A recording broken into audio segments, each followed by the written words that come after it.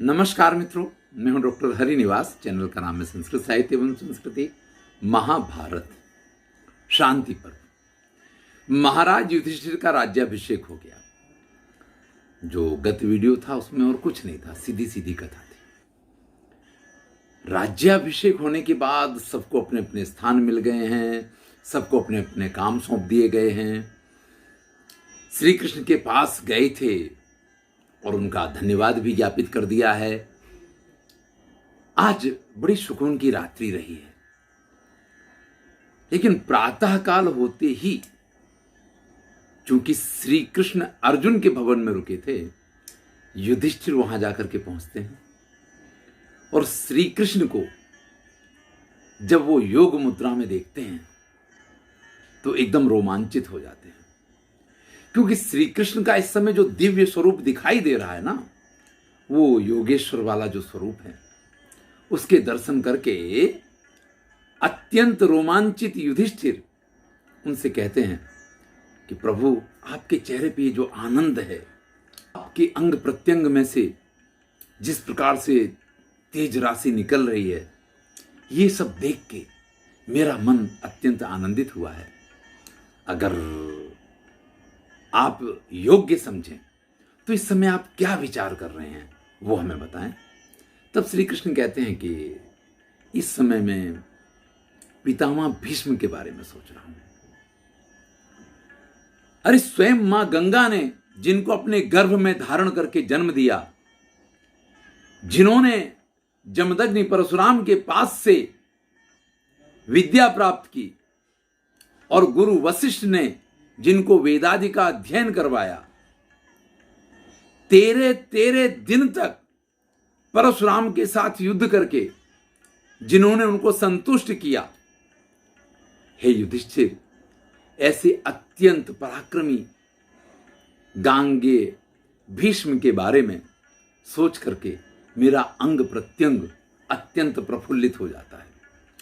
क्योंकि इस संसार में कोई ऐसा ज्ञान नहीं है, कोई ऐसा धर्म नहीं है, कोई ऐसी तपस्या नहीं है, कोई ऐसा कार्य नहीं है जिसका उत्तम ज्ञान उनको ना हो।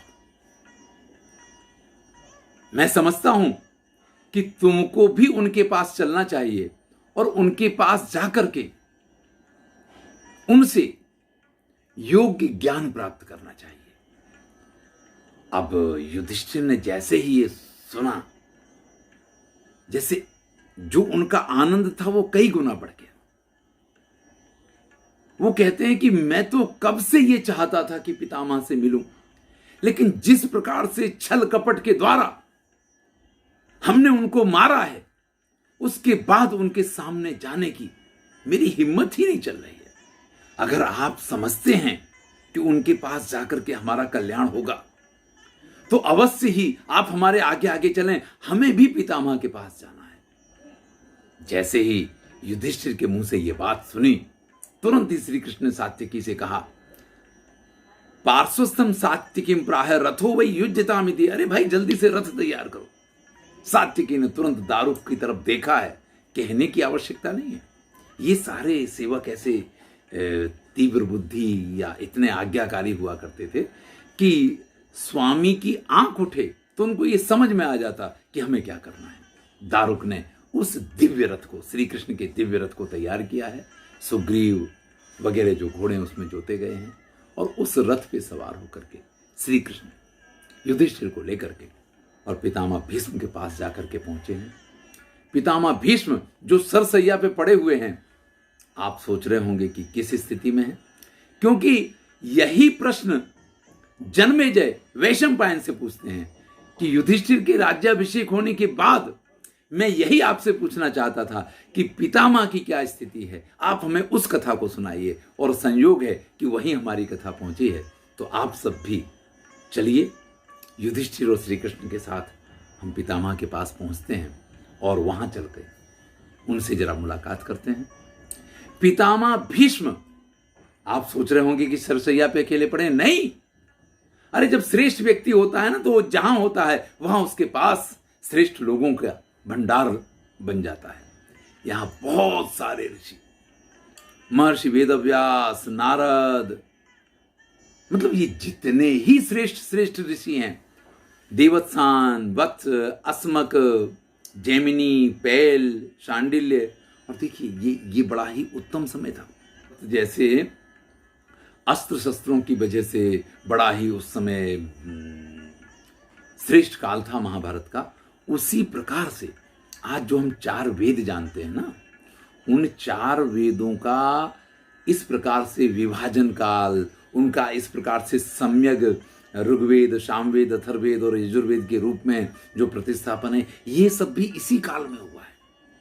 संस्कृत साहित्य में महाभारत का समय जो है बड़ा श्रेष्ठ समय है, जिसको हम महाभारत काल कहते हैं ना, ये बड़ा ही श्रेष्ठ समय है, क्योंकि महर्षि वेदव्यास के ही शिष्य हैं। यहां उनके नाम भी हैं, वैशंपायन तो नाम आप देख ही रहे हैं, जैमिनी हैं, पैल हैं, ये सभी जो उनके शिष्य हैं, ये भी उस समय वहां पे विद्यमान थे। सबने गंगापुत्र भीष्म को घेर रखा है, उनके साथ तरह तरह की बातें, तरह तरह की ज्ञान की चीजें, बहुत सारी कथाएं, वार्ताएं, यही सब चल रहा है। ऐसा नहीं कि गंगापुत्र वहां पड़े पड़े कराह रहे हैं या अपने दिन गिन रहे हैं या वो ये सोच रहे हैं कि कब ये समय आएगा। और ऐसे में जब श्री कृष्ण वहां जाकर के पहुंचे हैं, ओहो हो, श्री कृष्ण के आते ही पितामह भीष्म जो हैं, भीष्मस्तु पुरुष व्याघ्र कर्मणा मनसा गिरा सरतल्प गता कृष्णम प्रदद्यो प्रांजलि। सोचिए, अब खड़े होकर के तो श्री कृष्ण का स्वागत नहीं कर सकते हैं, सभी ऋषि मुनियों ने तो श्री कृष्ण का स्वागत किया है। महाराज युधिष्ठिर आए हैं तो राजा के स्वागत में भी चाहे जैसा ऋषि हो, महात्मा हो या जो भी लोग हैं, वो उनको आदर देते हैं, क्योंकि राजा को आदर देना ये सबकी जवाबदारी बनती है, क्योंकि राजा देव तुल्य माना गया है, वो ईश्वर तुल्य माना गया है। लेकिन पितामह तो खड़े नहीं हो सकते हैं, तो उन्होंने वैसे ही सरसैया पे पड़े पड़े अपने मन से ध्यान करके श्री कृष्ण को प्रणाम किया है। और इसके बाद यहाँ पे जो उन्होंने श्री कृष्ण की स्तुति की है, ओहो हो, आज तक जितनी स्तुतियां श्री कृष्ण की मैंने देखी हैं, उनमें से ये बड़ी ही उत्तम लेकिन बड़ी ही विस्तृत स्तुति। यहाँ श्री कृष्ण की स्तुति करते हुए पितामह भीष्म उनके विष्णु स्वरूप की, उनके परम तत्व स्वरूप की और उनके अवतारों की सभी प्रकार से उनकी स्तुति की है। वास्तविकता यह है कि पितामह भीष्म ने तो मेरे ख्याल से सिर्फ उनका आदर सम्मान और वही किया होगा, लेकिन चूंकि जन्मेजय को ये कथा वैशंपायन सुना रहे हैं और जब तक जन्मेजय का समय आया तब तक तो श्री कृष्ण का महत्व बहुत बढ़ गया होगा, इसलिए ये स्तुति वैशंपायन के शब्दों में हुई है। महर्षि वेदव्यास ने इस स्तुति को प्रस्तुत नहीं किया होगा, लेकिन बड़ी ही सुंदर स्तुति है। मैं आज के वीडियो में और कुछ ना करते हुए, क्योंकि मैंने कहा कि बहुत विस्तृत स्तुति है, इसलिए पूरी स्तुति को तो नहीं, लेकिन इसके कुछ सुंदर सुंदर श्लोकों को अवश्य यहाँ पे लूंगा और उसी के साथ ये आज का वीडियो में पूरा कर दूंगा। आज के वीडियो में और कोई तथ्य या और कोई कथ्य आपके सम्मुख प्रस्तुत नहीं करूंगा। महतस्तम सहपारे पुरुषम यति तेजसम यम ज्ञात्वा मृत्युमत्येति तस्मै ज्ञेयात्मने नमः।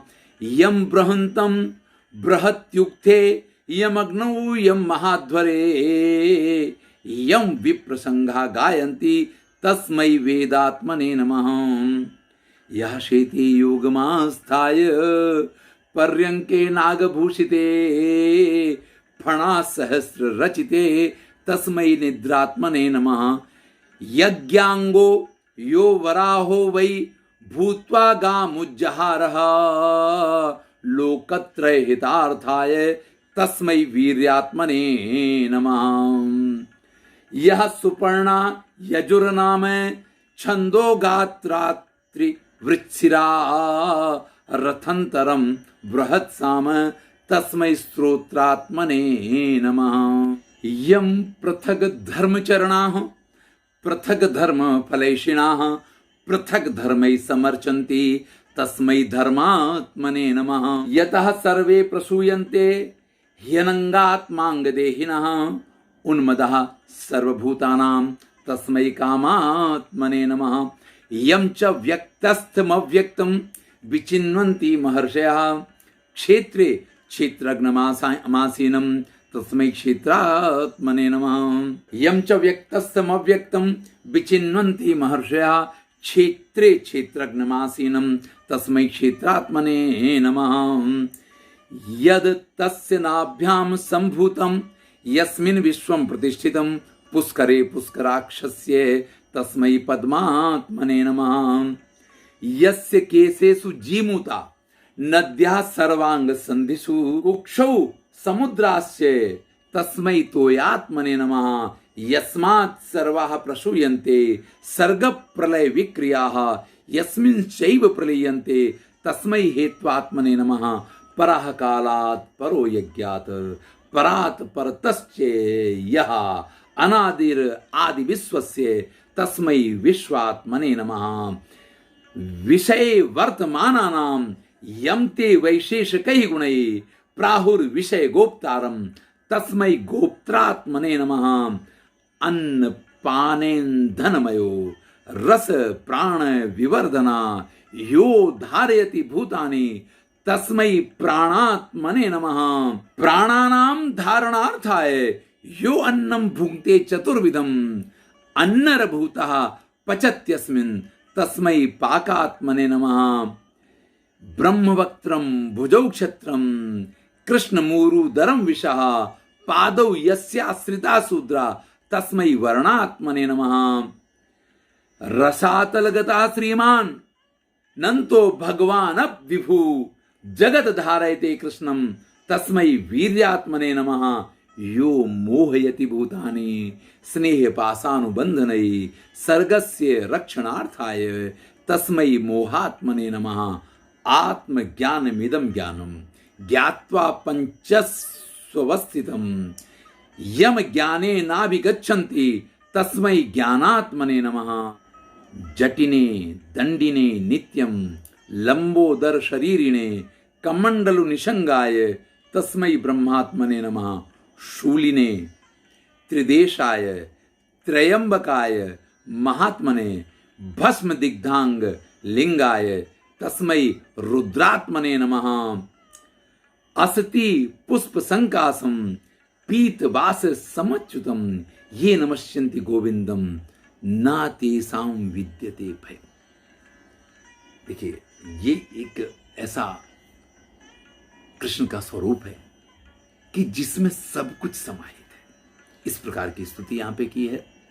लेकिन अलसी के पुष्प जैसा जिनका वर्ण है, पीत वस्त्र जिन्होंने धारण किए हुए हैं, ऐसे अच्युत को जो नमस्कार कर लेता है, ऐसे गोविंद को जो नमस्कार कर लेता है, ना तेषां विद्यते भयम, उसको किसी प्रकार का भय नहीं रहता है। मैंने अपने जीवन में इस चीज का अनुभव किया है और मैं आज इतना गदगद हुआ हूं इस पूरी स्तुति को पढ़ने के बाद और इस पूरी स्तुति का अध्ययन करने के बाद कि एक अंदर तक आत्मा तृप्त हो जाती है। एकोपि कृष्णस्य कृतः प्रणामो। देखिए कितनी सुंदर बात करते हैं कि कृष्ण को एक बार जिसने प्रणाम भर किया हो, एकोपि कृष्णस्य कृतः प्रणामो दशाश्वमेधावभृतेन तुल्या। जैसे दशाश्वमेध यज्ञ किसी ने किया हो और उसका अवभृत स्नान करने से जो उसको फल मिलता है, इस प्रकार का फल प्राप्त होता है अगर एक बार आप कृष्ण को प्रणाम करते हैं। दशाश्वमेधी पुनरेति जन्म, दशाश्वमेध यज्ञ करने वाला तो फिर इस संसार में उसको जन्म लेना पड़ता है, लेकिन कृष्ण प्रणामी न पुनर्भवाय, लेकिन कृष्ण को प्रणाम करने वाले को फिर इस संसार में नहीं आना पड़ता है। नारायण परब्रह्म है, नारायण परम तपः, नारायण परो देवः, सर्वे नारायण सदा। यथा विष्णुमयम सत्यम, यथा विष्णुमयम जगत, यथा विष्णुमयम सर्वम, पाप्मा मे नश्यताम तथा।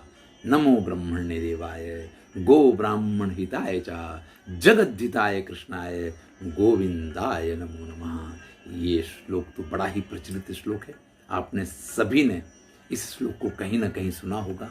जैसा कि सभी स्तुतियों के बारे में कहा जाता है, यहाँ पे भी इस स्तुति के बारे में ये कहा गया है कि बड़ी ही उत्तम स्तुति है और जो लोग इस स्तुति को करते हैं उनको वैकुंठ धाम की प्राप्ति होती है, उनको इस संसार के आवागमन से छुटकारा मिल जाता है। अगर आपको इस स्तुति को विस्तार से देखना है तो आप 47वां अध्याय शांति पर्व का देख सकते हैं, जहाँ बड़े ही सुंदर शब्दों में और बड़े ही अच्छे ढंग से इस स्तुति को प्रस्तुत किया गया है। स्तुति के संदर्भ में आपसे थोड़ी सी बात कह के इस वीडियो को पूरा करूँगा। देखिए, स्तुति जो है कहाँ लिखी है, किसने लिखी है, किसने कही है, क्यों कही है, ये महत्वपूर्ण नहीं होता है। स्तुति में सिर्फ आपका भाव महत्वपूर्ण होता है। स्तुति में ये भी आवश्यक नहीं है कि आप संस्कृत में ही बोलें। आपकी मातृभाषा में की हुई स्तुति भी, या जिसके पास भाषा ही ना हो है, वो क्या भगवान की स्तुति नहीं कर सकता है? स्तुति ये हृदय का भाव है। कवि के पास अपने शब्द हैं तो उन शब्दों के द्वारा उस स्तुति को करता है, लेकिन अगर आपके पास या हमारे पास वो शब्द नहीं है तो या तो हम उसके शब्द लेकर के और उस स्तुति को कर सकते हैं, और अगर शब्द नहीं भी हैं तो हृदय से जब हम अपने उस ईश्वर का धन्यवाद करते हैं कि कितना वो अहेतुक कृपा वाला है कि जिसने हमें ये मनुष्य जन्म दिया, मनुष्य जन्म देने के साथ साथ हमें इतना ज्ञान दिया कि हम अच्छे विषयों का अध्ययन करें, और उसमें भी एक सौभाग्य ये दिया कि संस्कृत साहित्य और संस्कृति के चैनल से आपकी मुलाकात करवा दी है, जिसमें आप और भी ऐसे विषयों में रचे पचे रहते हैं। तो इन सभी चीज़ों के लिए हम और आप जब ईश्वर का एक धन्यवाद करते हैं तो वही उसकी सबसे बड़ी स्तुति है। और मैं अपने परब्रह्म परमात्मा श्री कृष्ण का हमेशा इसके लिए धन्यवाद ज्ञापित करता रहता हूँ। उनसे हमेशा हृदय से ये प्रार्थना करता रहता हूँ कि मुझे इसी प्रकार से जो शक्तियाँ प्रदान की हैं वो शक्तियाँ बनी रहें और मैं उनके गुणगान करता रहूं। अभी तो भागवत की कथा कहनी है, और भागवत की कथा जब मैं उनके लिए प्रस्तुत करूंगा तब जो आनंद आएगा, उस आनंद को जब भी मैं सोचता हूं तो मेरा हृदय भर जाता है। धन्यवाद। इससे आगे की कथा अगले वीडियो में सुनेंगे। मैं हूं डॉक्टर हरि।